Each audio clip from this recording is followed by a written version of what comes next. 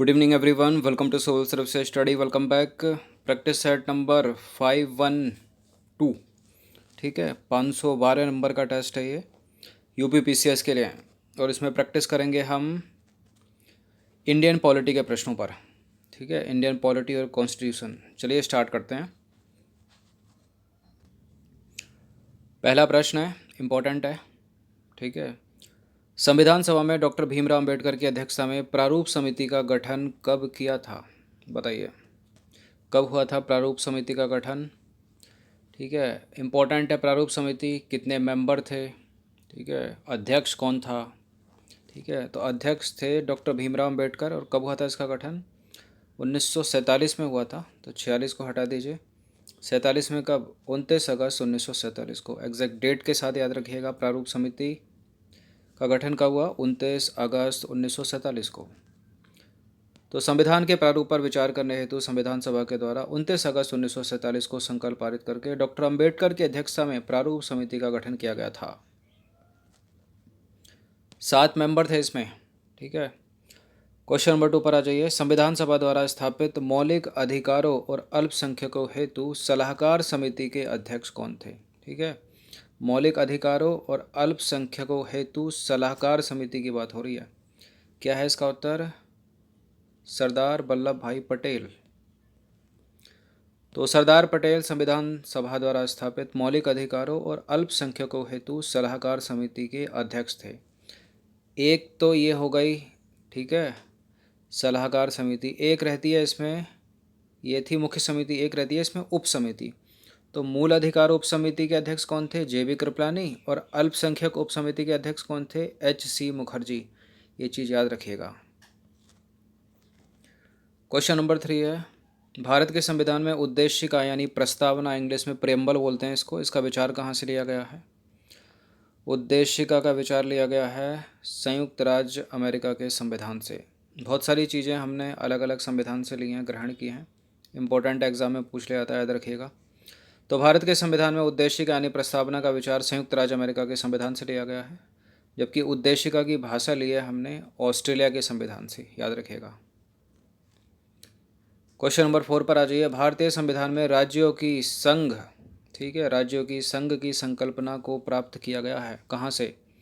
America के संविधान से, ऑस्ट्रेलिया के संविधान से, ब्रिटिश नॉर्थ अमेरिका अधिनियम से, या स्विट्जरलैंड के संविधान से? बताइए, भारतीय संविधान में राज्यों की संघ की संकल्पना कहाँ से प्राप्त की गई है? ब्रिटिश नॉर्थ अमेरिकी अधिनियम, सी। तो भारतीय संविधान में राज्यों का संघ की संकल्पना, ठीक है, राज्यों का संघ, उसकी जो संकल्पना है, पहले अनुच्छेद में लिखा है ना कि भारत एक राज्यों का संघ होगा।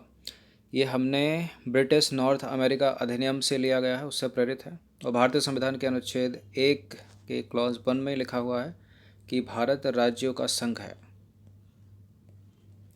क्वेश्चन नंबर 5 पर आ जाइए। भारतीय संविधान में मौलिक कर्तव्यों का विचार लिया गया है। आसान सा प्रश्न है। मूल संविधान में तो थे नहीं मौलिक कर्तव्य। 42वां संविधान संशोधन अधिनियम 1976 के द्वारा जोड़े गए।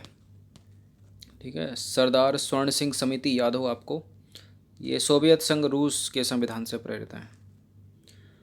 तो मूल अधिकार, मूल कर्तव्य जो है अंगीकृत है, मूल संविधान में नहीं थे। 51 का में इनको डाला गया 42वां संविधान संशोधन 1976 के द्वारा। क्वेश्चन नंबर 6 पर आ जाइए। निम्नलिखित में से लिखित संविधान का प्रारंभ किस देश में हुआ था? लिखित संविधान का प्रारंभ हुआ था संयुक्त राज्य अमेरिका में। ठीक है, सबसे पहला लिखित संविधान है उसका, और सबसे छोटा भी। तो संयुक्त राज्य अमेरिका का संविधान प्रथम पूर्ण लिखित संविधान है। यह विश्व का सबसे छोटा लिखित संविधान है। इसमें केवल 7 अनुच्छेद हैं। और भारतीय संविधान में 395 अनुच्छेद शामिल है। और भारतीय संविधान दुनिया का सबसे बड़ा लिखित संविधान है। निम्न में से कौन सही सुमेलित नहीं है? नागरिकता के सामने भाग 2 लिखा है, संग्रह क्षेत्र के सामने भाग 7, नगर पालिकाओं के सामने भाग 9 का ए, निर्वाचन के सामने लिखा है भाग 15। बताइए, नागरिकता भाग 2 में करेक्ट है। अगर मौलिक अधिकार पूछा जाता तो भाग 3 में, और राज्य के नीति शक्ति तो भाग 4 में। नगर पालिकाएँ 9 का ए या 9 का ये भी सही है। निर्वाचन भाग 15, संघ राज्य क्षेत्र भाग 7 में थोड़ी है, भाग 8 में है। ठीक है, गलत है बी। तो संघ राज्य क्षेत्र भारत के संविधान के भाग 8 में वर्णित है। पीसीएस में इस तरह से पूछ जाते हैं प्रश्न सीधे सीधे, किस भाग में क्या है, लेकिन यूपीएससी नहीं करते हैं ऐसे प्रश्नों को। क्वेश्चन नंबर 8 पर आ जाइए। भारत के संविधान का कौन सा भाग और अध्याय संघ और राज्यों के बीच विधायी संबंध के बारे में है? इम्पोर्टेंट है। ठीक है, पहले भी चर्चा हुई होगी, ये इम्पोर्टेंट है। संघ और राज्य, ठीक है, संघ और राज्य या केंद्र और राज्य के जो विधायी संबंध हैं वो कौन से भाग में है, किस अध्याय में है और कितने से कितने अनुच्छेद तक में है। 3-4 तरीक़ों से प्रश्न पूछा जा सकता है। तो देखिए, संघ और राज्य के जो विधायी संबंध है, अगर आपको याद आए, 245 से लेकर 255 तक, ठीक है, 10 अनुच्छेद में है तो विधायी। और जो कार्यकारी संबंध है वो 200 इसके बाद से हैं, 256 से लेकर 263 तक हैं। ठीक है, यहाँ 10 आर्टिकल है, यहाँ 7 आर्टिकल, याद रखिएगा।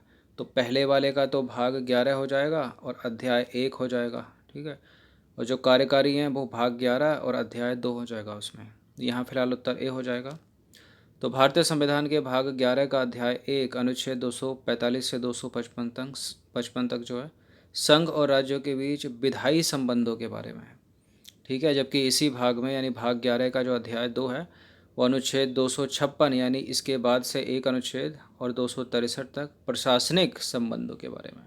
ठीक है, तो अध्याय 1 विधायी संबंधों के बारे में, अध्याय 2 हो गया प्रशासनिक संबंधों के बारे में। याद रखना, अनुच्छेद भी याद रखना। क्वेश्चन नंबर 9 पर आ जाइए। भारतीय संविधान का भाग 16 संबंधित है, प्रशासनिक अधिकरण से नहीं है, अखिल भारतीय सेवाओं से नहीं है, वित्त आयोग से विशेष उपबंधों से नहीं है, कुछ वर्गों के लिए विशेष उपबंधों से है। इसको बड़ा पूछते हैं प्रशासनिक अधिकरण, तो ये 14 का है, याद रखना। तो भारतीय संविधान का जो भाग 16 है कुछ वर्गों के संबंध में विशेष उपबंधों से है। 10वां प्रश्न है, निम्नलिखित में से कौन सा सही सुमेलित है? केवल एक ही सुमेलित होगा यहाँ पर। अनुच्छेद 17 के सामने न्याय के समक्ष समानता।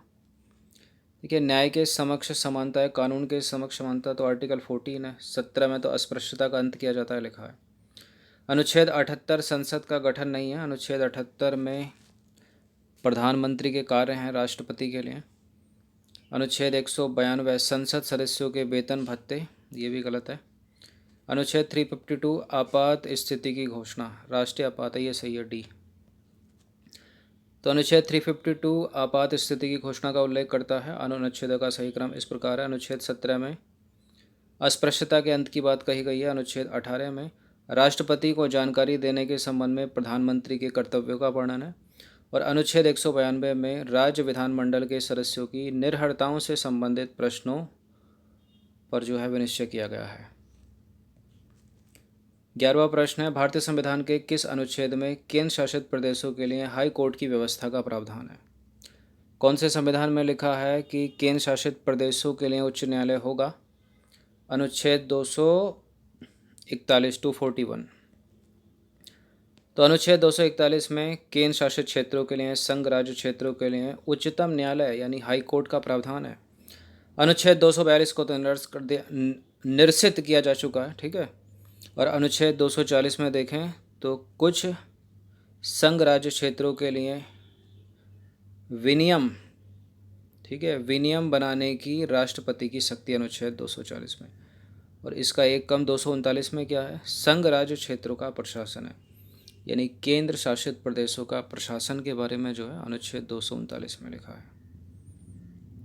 तो संघ राज्य क्षेत्र ही चल रहे हैं इसमें। तो 39 में संघ राज्य क्षेत्रों का प्रशासन हो गया, 40 में संघ राज्य क्षेत्रों के लिए जो है विनियम बनाने की राष्ट्रपति की शक्ति हो गई।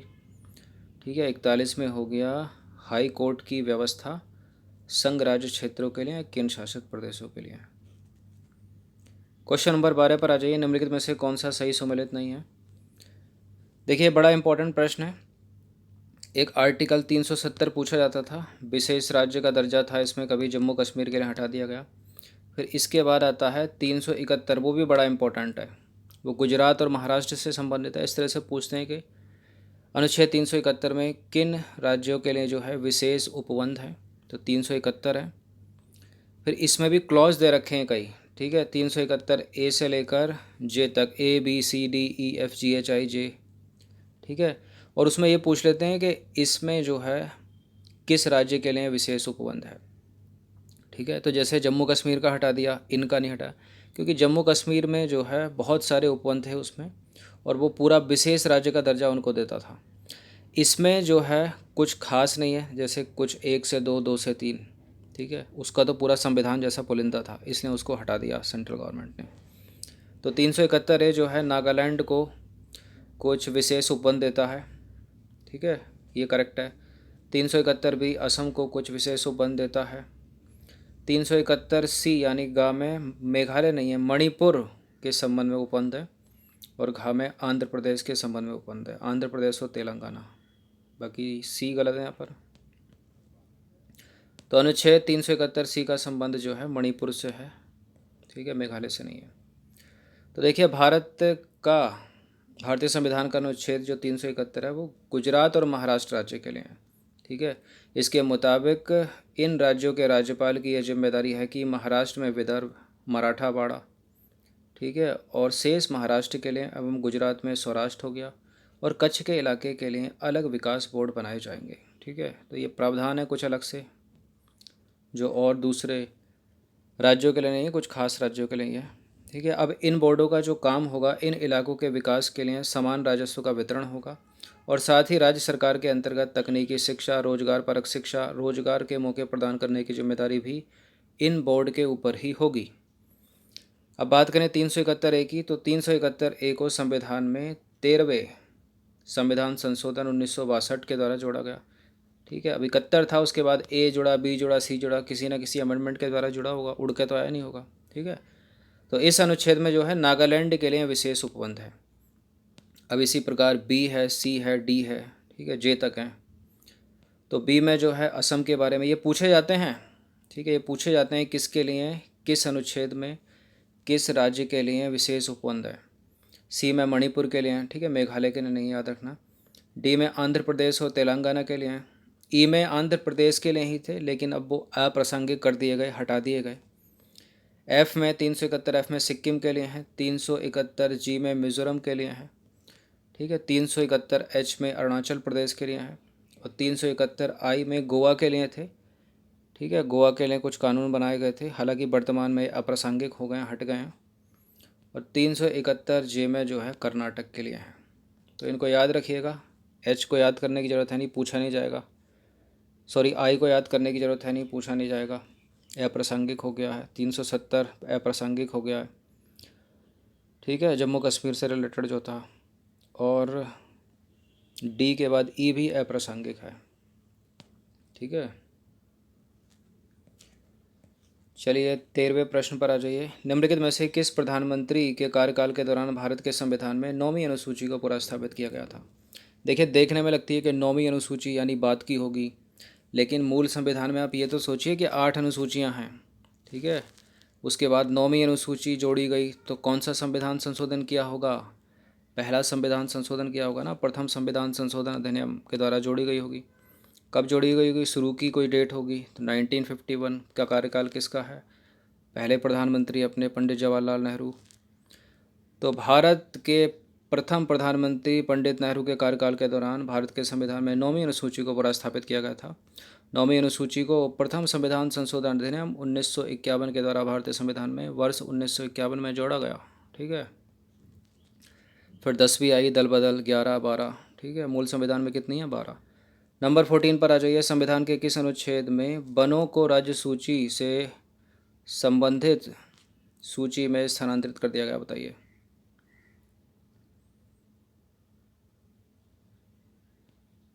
अधूरा है क्या प्रश्न?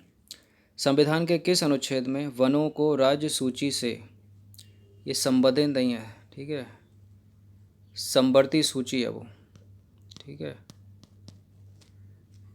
राज्य सूची से संवर्ती सूची में स्थानांतरित कर दिया गया। कौन सा संविधान संशोधन अधिनियम है वो? 42वां संविधान संशोधन अधिनियम 1976। तो भारत के मूल संविधान में वन को जो है 7वीं अनुसूची के तहत राज्य सूची, ठीक है, शामिल किया गया था मूल संविधान में। लेकिन 42वें संविधान संशोधन के द्वारा इसको समवर्ती सूची में डाल दिया गया। तो देखिए, वर्ष 1976 के 42वें संविधान संशोधन के माध्यम से राज्य सूची के 5 विषयों को, कितने 5 विषयों को समवर्ती सूची में स्थानांतरित किया गया था। कौन कौन से वो 5 विषय? शिक्षा, ठीक है, वन्य एवं पक्षियों का संरक्षण, शिक्षा, वन्य जीवों एवं पक्षियों का संरक्षण, वन अलग से याद रखिए, नापतौल और न्याय प्रशासन। फिर से सुन लीजिए, शिक्षा को सबसे पहले याद रखिए, उसके बाद याद रखिए वन को, फिर याद करिए वन्य जीवों एवं पक्षियों का संरक्षण, उसके बाद नापतौल, या कहीं इसको मापतौल भी लिखा रहता है, और न्याय प्रशासन। ये पहले राज्य सूची का विषय थे, लेकिन 42वें संविधान संशोधन 1976 के बाद इनको राज्य सूची से स्थानांतरित कर दिया गया, किसमें? समवर्ती सूची में। देखिए, भारतीय संविधान में 12 अनुसूचियां हैं, जिनमें से जो 7वीं अनुसूची है वो संघ सूची, राज्य सूची और समवर्ती सूची से संबंधित है। याद आ गया होगा। क्वेश्चन नंबर 15 पर आ जाइए। 15वां प्रश्न है, निम्नलिखित में से कौन सा सही सुमेलित नहीं है? सार्वजनिक स्वास्थ्य एवं स्वच्छता के सामने राज्य सूची लिखा है, जनगणना के सामने संघ सूची लिखा है, राज्यसभा में सीटों का बंटवारा दूसरी अनुसूची लिखा है, दल बदल के सामने लिखा है 10वीं अनुसूची।